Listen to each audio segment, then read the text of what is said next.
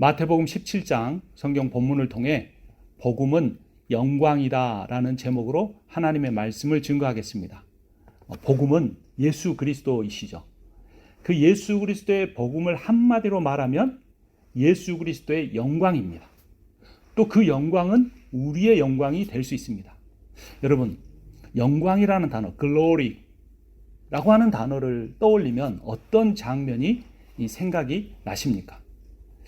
여러분은 여러분의 인생을 돌이켜보면서 나는 영광스러운 삶을 살았다라고 돌이켜보고 고백하실 수 있는가요? 아니면 나는 아직도 그 영광에 다다르려면 멀었다, 나는 영광을 누리지 못했다라고 생각할까요? 그렇게 생각하거나 판단하는 데에는 뭔가 기준이 있을 것입니다. 한국말에 호사유피라는 말이 있습니다. 호랑이가 죽으면 가죽을 남긴다라는 거죠.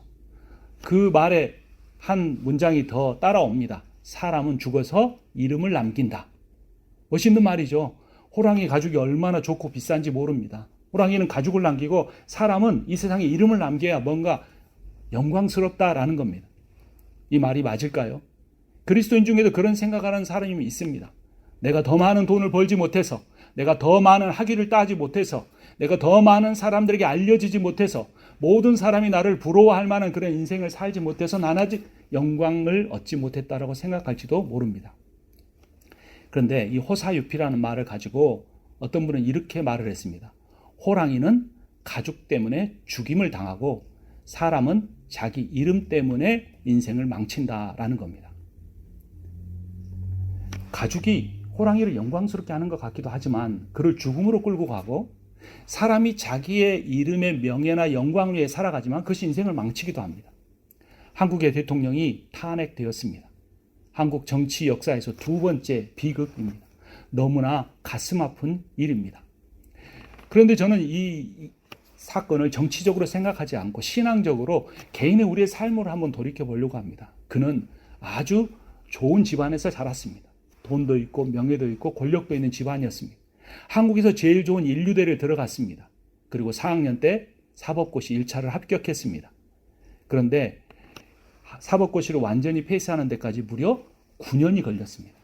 대단한 끈기죠. 포기하지 않은 것도 9번째 합격한 것도 대단합니다. 그런데 검찰총장까지 되었습니다. 거기서 끝나지 않고 한국의 대통령까지 됐습니다. 그 인생을 돌이켜볼 때 얼마나 그런 영광스러운 장면이 많았겠습니까? 그런데 그 끝이 탄핵된 것입니다. 이제 대통령이 직위를 잃고 감옥에 가야 되고 얼마나 거기 더 있어야 할지 모릅니다. 저는 그분의 인생을 평가하려는 것이 아닙니다. 우리의 인생을 돌아보자라고 하는 것입니다. 성경에서 말하는 영광이 세상에서 말하는 영광과 똑같이 이름을 남기고 많은 사람들에게 칭송을 받을 만한 그러한 삶을 사는 것일까? 정치인들만이 아닙니다. 목회자들도 그렇습니다. 조그만 개척교회하고 부교육자 전도사 시절 때는 열심히 하고 성실히 하고 눈물로 기도하다가 교회가 커지고 수백 명, 수천 명, 수만 명 교회를 이루고 나서 송추문이 일어나고 재정에 연루되고 자녀의 문제 여러 가지로 신문지상에 하나님의 영광을 가리는 일들이 일어나기도 합니다. 우리는 어떻게 해야 영광스러운 삶을 살 수 있을까요? 그리고 그 하나님의 영광이 우리의 영광이 될 수 있을까요? 자녀를 낳아서 길러보면서 저는 좀 그런 생각을 합니다. 이제 아버지가 아들을 낳아서 내 아들이라니까 기쁘잖아요. 그래서 뭔가 닮은 것을 찾으려고 하는데 눈도 코도 입도 얼굴도 다 다른 겁니다. 그래서 다 살펴보다가 손바닥을 탁 치면서 여보 봐. 우리 애기 발가락이 내 발가락하고 닮았어. 이렇게 말을 했다는 겁니다. 그러니까 그 아버지는 이 자녀를 낳아서 어디서 영광을 찾으려고 한 겁니까? 이 아이가 내 아이다. 나를 닮았다. 내 핏줄이다. 내 생명이다. 여기서 영광을 찾으려고 하는 겁니다. 이게 하나님의 형상대로 지음받은 우리가 가지고 있는 본성입니다. 그럼 하나님은 우리를 볼 때 언제 영광을 받으실까요? 우리가 하나님을 닮아갈 때, 닮으려고 할 때, 하나님을 닮고 싶어 할 때, 그 하나님의 성품, 하나님의 사랑과 자비와 은혜를 찬양하고 노래할 때 하나님은 가장 큰 영광을 받으십니다. 수만 명의 많은 사람들이 모였을 때 하나님 앞에 영광의 박수를 올립시다. 대단한 오케스트라가 있는 찬양대가 찬양을 할렐루야를 외칠 때 하나님 영광을 돌립시다. 거기서 영광이 되는 것이 아니라 한 작은 인생이 하나님을 닮아가려고 고난 중에, 역경 중에, 힘든 병마와 싸우는 가운데, 가난 중에 정말 자녀들 위해 모든 걸 쏟아붓고 인생이 이제 탈진해가는 그 때에 하나님을 바라볼 때 하나님이 너의 인생이 참 영광스럽다라고 평가해 주실 수 있다는 것입니다. 우리 화면을 한번 보겠습니다.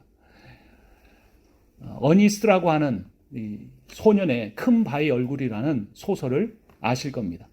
이 소년이 사는 마을에는 큰 산이 하나 있었습니다. 바위산이었습니다. 그 바위의 모습이 정말 어질고 멋있는 사람의 얼굴을 하고 있었습니다. 그래서 그 마을에는 전설이 있는데 언젠가는 저 큰 바위 얼굴에 인자한 광채가 나는 인물이 이 세상에 와서 이 세상을 잘 그렇게 멋지게 다스려 줄 것이다 라고 하는 내용입니다. 소년은 늘 그 큰 바위 얼굴을 바라보면서 그 사람이 나타나길 기다렸습니다. 게더 골드라고 하는 사람이 나타났습니다. 그 사람은 재력가였습니다. 금을 긁어 모으는 사람이라는 게 별로 좋은 건 아니었죠. 사람들에게 돈을 뿌리고 다녔습니다. 근데 결국은 수존노라는 평가를 듣고 결국 그의 재산은 다 날아가 버리고 말았습니다. 청년이 되었습니다. 마을의 목수가 돼서 하루하루 일상의 삶을 살아가는데 올드 블러드 앤 썬더라고 하는 한 사람이 나타났습니다. 유명한 장군이었습니다. 많은 전쟁을 일으키고 나가서 싸움을 하고 이겼습니다. 근데 그는 결국 전쟁광이라는 불명예스러운 이름을 갖고 은퇴해야 했습니다. 장년이 되었습니다. 이제 어니스는 결혼을 했는데 그때 올드스토니 피즈라고 하는 한 정치가가 나타났습니다. 그는 1선, 2선, 3선, 4선 계속해서 정치에 승리했습니다. 하지만 결국 권력과 명예욕에 찌든 그런 인상으로 인생을 마무리했고 그는 정치꾼이라는 평가를 들어야만 했습니다. 이제 어니스트는 노인이 됐습니다. 목수직도 은퇴했습니다. 그리고 은퇴한 뒤에 사람들을 깨우치는 전도자, 설교 평신도 설교자가 되었습니다. 그는 어느 날 그 마을에 나타난 한 시인을 통해 이런 말을 들었습니다. 어니스트, 당신의 얼굴에 바로 저 큰 바위 얼굴에 인상이 있습니다. 당신의 얼굴에 광채가 납니다. 라고 하는 말을 들은 것입니다. 어니스트는 날마다 그 큰 바위 얼굴을 바라봤습니다. 언제 저 사람이 나타날까? 흠모했습니다. 사랑했습니다. 저런 사람처럼 살고 싶다고 생각했습니다. 그러니 점점 더 그 큰 바위 얼굴을 닮아가게 된 것입니다. 이러한 내용을 담고 있는 성경 말씀이 있습니다. 한번 같이 읽어보겠습니다. 빌립보서 2장 5절 말씀 같이 읽겠습니다. 너희 안에 이 마음을 품으라. 곧 그리스도 예수의 마음이니. 여러분, 영광은 어디서 시작된지 아십니까? 마음에서 시작이 됩니다. 내 작은 마음, 초라한 마음, 때로는 낙심해 있는 마음, 때로는 지쳐 있는 마음, 때로는 모든 것을 포기하고 싶은 그런 마음에 내 힘으로는 감당할 수 없어서 주님 제 마음에 좀 와주세요. 주님 저를 좀 위로해 주세요. 예수의 마음을 품고 살아가고 싶은데 그렇게 잘 되지 않아요. 그런 마음, 그 마음에서 하나님의 영광이 시작됩니다. 그 예수 그리스도의 마음을 품으려고 할 때 우리는 하나님을 닮아가게 됩니다. 에베소서 5장 1, 2절 같이 읽습니다. 그러므로 사랑을 입은 자녀같이 너희는 하나님을 본받는 자가 되고 그리스도께서 너희를 사랑하신 것 같이 너희도 사랑 가운데서 행하라. 자꾸 예수의 마음을 품으면 예수의 마음이 내 안에 들어오는데 그 예수의 마음은 뭐냐면, 나를 향한 마음은 늘 뭐냐면 여러분이 여러분 자녀들을 향해 갖고 있는 마음의 천배 만배입니다. 여러분 자녀를 보면 어떤 마음이 생깁니까? 안쓰럽죠. 그렇게 많이 해줬는데도 더 많이 해주지 못한 게 안타깝죠. 잘된 자녀보다 힘들어하는 자녀를 보면 더 도와주고 싶죠. 그런 마음이 천배 만배 확장된 것이 하나님의 마음입니다. 연약한 우리를 꾸짖지 않으시고 정말 거룩하게 살려고 하지만, 하나님 말씀에 충성되게 살려고 하지만 젊었을 때의 비전 우리가 다 그대로 지키지 못하고 살아갈 때도 있지만 그럼에도 불구하고 우리를 위로하시고 격려하시고 다시 세워주시는 그것이 하나님의 부모된 마음입니다. 그 마음을 품으면 우리가 그리스도께서 우리를 사랑하신 것처럼 우리도 서로 사랑할 수 있게 됩니다. 그럼 우리의 일상의 삶에서 우리의 자녀나 우리의 교우나 다른 연약한 사람들을 사랑할 때 결국 우리의 모습이 어떻게 되나? 고린도후서 3장 18절에 이렇게 말합니다. 같이 봅니다. 우리가 다 수건을 벗은 얼굴로 거울을 보는 것 같이 주의 영광을 보매 저와 같은 형상으로 변화하니 이는 주의 영으로 말미암음이라. 아멘. 하나님 우리를 지을 때 창세기에 하나님 형상을 따라 지음 받았는데 그 형상이 완전히 회복되는 겁니다. 그때 주의 영광이 우리들 가운데 나타나는 겁니다. 거울처럼 주의 영광을 비춰낼 수 있게 됩니다. 창세기의 그 하나님의 영광은 삼위일체 하나님이 서로 완벽하게 교제하고 연합하고 사랑하는 그러한 내용이었습니다. 아주 작은 일부터 우리가 주님께 맡기기 시작하고 하나님의 마음을 품으려고 하고 사랑으로 인생을 살아가려고 할 때 조금씩 우리가 주의 영으로 성령으로 말미암아 주님을 닮아갈 수 있게 되는 겁니다. 이러한 이야기가 오늘 본문인 마태복음 17장에 나옵니다. 예수님께서 가이사라 빌립보라고 하는 지역에서 헐몬산, 변화산으로 가십니다. 거기서 이런 일이 있습니다. 17장 2절 말씀 1절 2절 교독합니다. 엿새 후에 예수께서 베드로와 야고보와 그 형제 요한을 데리시고 따로 높은 산에 올라가셨더니 그들 앞에서 변형되사 그 얼굴이 해같이 빛나며 옷이 빛과 같이 휘어졌더라. 가이사라 빌립보는 가이사라는 시저입니다. 황제. 빌립보는 그 지역 분봉 왕입니다.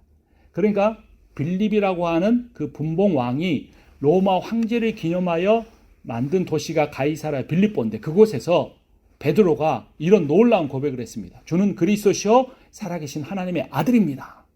그런데 예수님께서 그거 다른 사람한테 말하지 말라라고 말씀하시고 그들을 데리고 20km에서 40km 떨어져 있는 헐몬산, 이스라엘의 가장 최북단에 있는 높은 산으로 올라갔습니다. 이 산이 2814m인데 백두산이 2744m.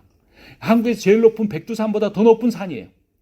물론 산꼭대기까지는 안 올라가셨겠지만 그 산으로 가셨습니다. 산이 의미하는 바는 무엇일까요? 모세가 십계명의 두 돌판을 받은 곳이 신의 산이었습니다. 또 예루살렘 거룩한 성전이 세워진 곳이 시온산이었습니다. 그러니까 예수님은 율법이 의미하는 바 신실한 사랑과 성전이 의미하는 바 거룩한 임재를 드러내기 위해 변화산에 올라가셨습니다. 그리고 그 변화산에서 어떻게 되셨습니까? 그 얼굴이 해같이 빛나며 옷이 빛과 같이 휘어졌습니다. 여러분, 예수님 처음 믿었을 때 얼마나 우리가 감격했습니까? 우리가 죄인이라는 사실이 정말로 하나님 앞에 고통스럽지만 그 모든 죄를 예수 그리스도께서 나를 위해 십자가에 죽으심으로 깨끗하게 사함받다는 확신이 들었을 때 하나님의 한량없는 은혜가 우리 가운데 부어지며 온 세상이 달라져 보입니다. 불어오는 바람도 하나님의 숨결처럼 느껴지고 들판에 핀 작은 꽃도 하나님의 영광을 입 벌려 찬양하는 것 같고 새소리도 정말 대단한 오케스트라나 찬양대보다 더 아름다운 찬양 소리를 내는 것 같지 않았습니까? 그런데 우리가 그런 체험을 잊어버리고 살아가고 있습니다. 그때 하나님의 말씀이 임합니다. 3절, 5절 교독합니다. 그때 모세와 엘리야가 예수와 더불어 말하는 것이 그들에게 보이거늘 말할 때 호련히 빛난 구름이 그들을 덮으며 구름 속에서 소리가 나서 이르시되 이는 내 사랑하는 아들이요 내 기뻐하는 자니 너희는 그의 말을 들으라 하시는지라. 아멘. 구름은 하나님의 임재를 의미합니다. 그래서 그 구름 가운데 나는 소리는 하나님의 목소리입니다. 하나님께서 말씀하십니다. 이는 내 사랑하는 아들이요 내 기뻐하는 자다. 놀라운 고백입니다. 즉 예수는 인간이 아니라 하나님의 아들이라는 겁니다. 하나님의 아들이기 때문에 그분이 하나님이시고 나사렛에 태어나서 가난한 목수로 살다가 제자 12명을 데리고 다니는 보잘것없이 보이는 그가 하나님 보시기에 기뻐하는 자라는 것입니다. 이 음성은 두 번째 들렸습니다. 예수님께서 요단강에서 세례를 받고 나셔서 똑같은 음성이 있었고 이제 변화산에서 또 한 번 들리는 것입니다. 그런데 예수님께서 요단강에서 세례를 받고 저 말씀을 들으신 뒤에 어떤 일이 있었습니까? 광야로 가서 40일을 금식하고 사탄에게 3가지 시험을 당하셨습니다. 그리고 이제 홀몬산에서 저 말씀을 다시 한번 듣고 이제는 예수 그리스도께서 십자가의 길을 가셔야 하는 것입니다. 우리는 영광을 생각하면 높아지고 더 많이 갖고 더 유명해지고 더 많은 사람한테 인정을 받는 것 같지만 사실은 성경이 말하는 영광이란 그런 것이 아닙니다. 성경이 말하는 영광이란 하나님이 원하시는 길을 가기 위해서 인내하는 것입니다. 기다리는 겁니다. 참는 겁니다. 내 삶에 주어진 그 고통과 고난을 내가 받아들이고 묵묵히 그 길을 지키는 겁니다. 견디는 것, 내가 또 하루의 삶을 견뎌내는 것, 그것에서 하나님의 영광이 최고로 드러납니다. 예수 그리스도조차도 광야에서 3가지 시험을 받으셨습니다. 예수 그리스도조차도 12제자에게 버림을 받으셨습니다. 예수 그리스도조차도 십자가에서 말할 수 없는 고난을 겪으셨습니다. 우리 역시 그러한 인생을 살아갈 수 있는 것입니다. 그런데 베드로는 이러한 예수님의 말씀을 잘 이해하지 못했습니다. 다음 말씀을 같이 보겠습니다. 4절 말씀 함께 읽겠습니다. 베드로가 예수께 여쭈어 이르되 주여 우리가 여기 있는 것이 좋사오니 만일 주께서 원하시면 내가 여기서 초막 셋을 짓되 하나는 주님을 위하여 하나는 모세를 위하여 하나는 엘리야를 위하여 하리이다. 왜 초막 셋을 지으려고 했을까요? 앞에서 말씀을 기억해 보면 예수님께서 모세와 엘리야와 대화하는 것을 보았기 때문입니다. 얼마나 놀랐을까요? 구약의 인물들이 살아났습니다. 가장 위대한 인물입니다. 모세는 율법을 완성한 사람입니다. 엘리야는 선지자 중에 가장 대표적인 사람입니다.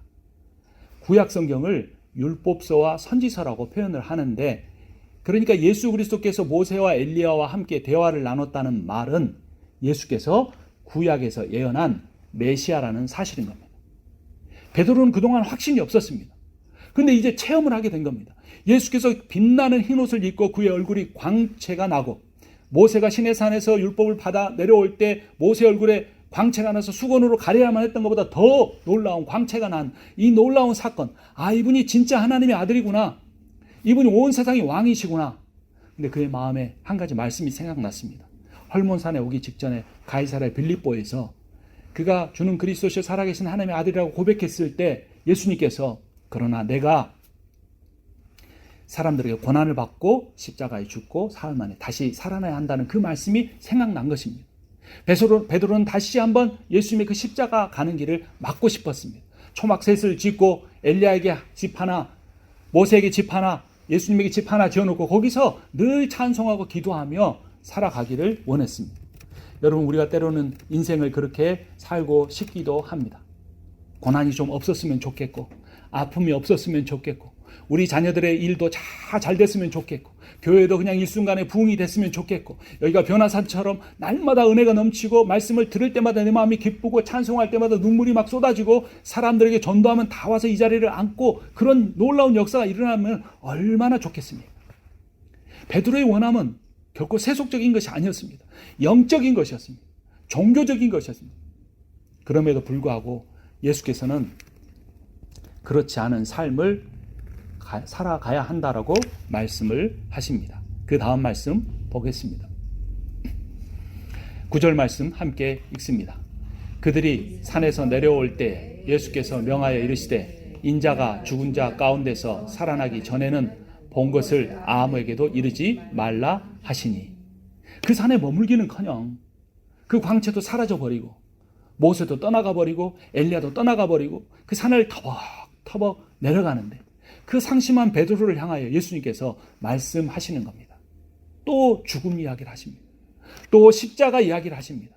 그리고 이 산에서 보았던 그 놀라운 사건을 사람들에게 전하고 싶은데 말하지 말라고 하십니다. 왜 그럴까요?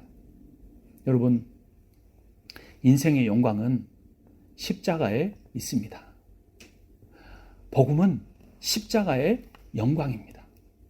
여러분, 자신의 인생이 자기 뜻대로 다 된 사람은 결국은 하나님으로부터 마음이 멀어집니다. 목회도 그렇습니다. 교회도 그렇습니다. 인생도 그렇습니다. 자녀에 대해서도 그렇습니다. 그런 사람들은 복음을 자랑하기보다 자기 업적을 자랑하고 자기 자녀들의 직장을 자랑하고 연봉을 자랑하고 세속적인 걸 자랑합니다. 그러나 고난이 있는 인생은 세속적인 면에서 무엇인가 드러낼 것이 더 없는 사람일수록 복음을 붙잡게 되고 하나님의 능력을 붙잡게 되고 예수 그리스도의 십자가를 전하며 살게 됩니다. 그런데 우리가 그렇게 붙잡은 그 예수 그리스도의 십자가가 정말 우리에게 최종적인 영광을 가져다 줄 수 있는 것입니다. 에베소서 1장 7절 말씀 함께 봅니다. 우리는 그리스도 안에서 그의 은혜의 풍성함을 따라 그의 피로 말미암아 속량 곧 죄 사함을 받았느니라. 아멘. 여러분의 부어지는 은혜는 영원토록 마르지 않은 풍성한 것임을 믿으시기 바랍니다. 그 예수 그리스도의 보혈이, 그 귀한 피가, 그분의 생명이 우리의 모든 죄를 완벽하게 깨끗하게 씻으셨음을 믿으시기 바랍니다. 그러므로 하나님께서 예수의 피로 깨끗해진 우리를 볼 때마다 영광스럽다, 영광스럽다 말씀하시는 겁니다. 여러분, 우리가 하나님을 찬양하는 것 같지만 사실은 하나님이 우리를 찬양하십니다. 구약 성경의 선지자의 한 구절을 보면 하나님 우리를 보시면서 그 기쁨을 이기지 못하신다라고 말씀하십니다. 100일 조금 지난 아이가 옹알옹알하면서 모비를 보면서 이렇게 시선을 허공에 두는데 엄마가 그 아이를 보다가 그 아이하고 눈이 딱 마주쳤을 때 아이가 방긋 웃습니다. 그때 엄마의 마음은 어떨까요? 그때 엄마의 마음이 바로 하나님이 선지자를 통해 하신 말씀, 우리를 보시며 그 기쁨을 이기지 못하신다는 말씀입니다. 그 아이가 100일도 안 된 아이가 해줄 수 있는 것이 뭡니까? 부모에게 효도를 할 수 있습니까? 돈을 벌어올 수 있습니까? 공부를 해서 100점을 맞아올 수가 있습니까? 벌거벗은 채로 그 존재 자체로 나를 향하여 눈을 마주치고 웃는데 그 아이를 보면서 엄마는 기쁨을 이기지 못하는 겁니다. 이 아이를 낳기 위해서 내가 뼈가 탈골이 되는 그 산고를 겪었음에도 불구하고 아이를 떠나고 싶다고 하는 생각이 들 정도로 기쁨이 있는데 바로 예수 그리스도의 보혈로 말미암아 우리가 그런 존재가 됐다는 겁니다. 이 복음의 영광을 우리가 매일 묵상해야 합니다. 그러면 우리가 몸이 아플 때도 그 복음의 이 영광, 나를 향한 사랑의 영광을 묵상하고 내가 생각하는 대로 일들이 잘 풀리지 않을 때도 내가 감당하기 힘든 사람을 만났을 때도 이 복음의 영광, 예수 그리스도의 보혈의 능력을 묵상할 때 우리에게 기쁨이 가득 차게 됩니다. 그런데 그 은혜의 풍성함을 가져다 준 예수 그리스도의 십자가의 길은 주님으로 끝나는 것이 아니라 우리가 따라가야 할 길이기도 합니다. 마태복음 16장 24절 말씀 같이 읽습니다. 이에 예수께서 제자들에게 이르시되 누구든지 나를 따라오려거든 자기를 부인하고 자기 십자가를 지고 나를 따를 것이니라. 아멘. 자기를 부인한다는 것 정말 어렵습니다. 사도 바울도 로마서 7장 마지막 절에서 오호라 나는 공고한 사람이로다. 누가 나를 이 사망의 몸에서 건져내랴라고 탄식했습니다. 자기가 원하는 선한 일을 행하지 않고 내가 원하지 않은 선하지 않은 일을 행한다고 바울은 탄식하며 고통스러워했습니다. 여러분의 삶에 아직 남아있는 고난이 있습니까? 여러분 기뻐하십시오. 그 고난을 주심으로써 나를 하나님께로 더 가까이 이끄시려는 하나님의 은혜를 그 고난을 통해 깨닫고 풍성한 그런 은혜를 누리시기를 바랍니다. 그러나 제자들은 그런 말씀을 잘 이해하지 못합니다. 다음 말씀 봅니다. 요한복음 12장 23절 24절 같이 읽습니다. 교독하겠습니다. 예수께서 대답하여 이르시되 인자가 영광을 얻을 때가 왔도다. 내가 진실로 진실로 너희에게 이르노니 한 알의 밀이 땅에 떨어져 죽지 아니하면 한 알 그대로 있고 그 다음 말씀 봅니다. 그들이 예수 그리스도의 이런 말씀을 들으면서 산에서 내려왔는데 그 산 아래에서는 참 심각한 일이 벌어지고 있었습니다. 14절부터 17절까지 교독합니다. 그들이 무리에게 이르매 한 사람이 예수께 와서 꿇어 엎드려 이르되 주여 내 아들을 불쌍히 여기소서 그가 간질로 심히 고생하여 자주 불에도 넘어지며 물에도 넘어지는지라. 내가 주의 제자들에게 데리고 왔으나 능히 고치지 못하더이다. 예수께서 대답하 이르시되 믿음이 없고 패역한 세대여 내가 얼마나 너희와 함께 있으며 얼마나 너희에게 참으리요 그를 이리로 데려오라 하시니. 제자들이 할 수 있는 것이 없었습니다. 예수님 산에 올라가셨고 어떤 사람은 귀신 들린 아이를 데려왔는데 고치지 못했습니다. 안타까운 상황 가운데 있었습니다. 이것이 우리의 일상의 삶입니다. 우리가 예수를 믿는다고 우리의 삶이 다 문제들이 해결되는 것이 아닙니다. 여전히 남아있는 부분들이 있습니다. 그러면 어떻게 해야 될까요? 14절에 보면 그가 꿇어 엎드려 예수 앞에 간구하고 있습니다. 그리고 뭐라고 말합니까? 주님, 불쌍히 여겨 주십시오라고 기도합니다. 여러분, 이 사람에게 귀신 들린 아이는 저주입니까? 축복입니까? 그거 어떻게 하느냐에 따라서 저주가 될 수 있고 축복이 될 수 있는데 이 사람은 그 귀신 들린 아이를 축복의 조건으로 바꿨습니다. 그것 때문에 하나님 앞에 꿇어 엎드렸기 때문입니다. 그리고 예수의 기도라고 하는 가장 귀한 기도, 그 기도를 하나님 앞에 드렸습니다. 주여, 불쌍히 여겨 주옵소서. 주님, 나의 영혼을 불쌍히 여겨 주십시오. 주님, 하나님부터 멀어져 있는 내 자녀들을 불쌍히 여겨 주십시오. 하나님, 연약한 가운데 있는 우리 소리의 교회를 하나님 불쌍히 여겨 주십시오라고 이 예수 기도를 주님 앞에 드릴 수 있으면 우리가 우리 인생에 처한 모든 고난은 저주가 아니라 축복으로 바뀌어줄 수 있는 것입니다. 그럴 때 우리에게 어떤 믿음이 필요합니까? 다음 말씀 봅니다. 20절 같이 읽습니다. 이르시되 너희 믿음이 작은 까닭이니라. 진실로 너희에게 이르노니 만일 너희의 믿음이 겨자씨 한 알만큼만 있어도 이 산을 명하여 여기서 저기로 옮겨지리라 하면 옮겨질 것이요 또 너희가 못할 일이 없으리라. 아멘. 여기 믿음이 작다고 되어 있는데 세 번역에 보면 믿음이 적다고 되어 있습니다. 그렇게 해야 이해가 됩니다. 왜냐하면 믿음이 작다고 그것 때문에 병 고침이 안 된다고 했는데 그 뒤에 보면 겨자씨 한 알만한 믿음만 있어도 산을 옮긴다고 했습니다. 그러니까 이 앞뒤 말씀이 안 맞게 보이는 거죠. 근데 그 앞에 있는 단어는 헬라어를 제대로 번역한 믿음이 적다라는 겁니다. 이 적다라는 것은 이 크기가 아닙니다. 뒤에 나온 건 크기인데, 그러니까 우리의 믿음의 크기가 작아도 괜찮아요.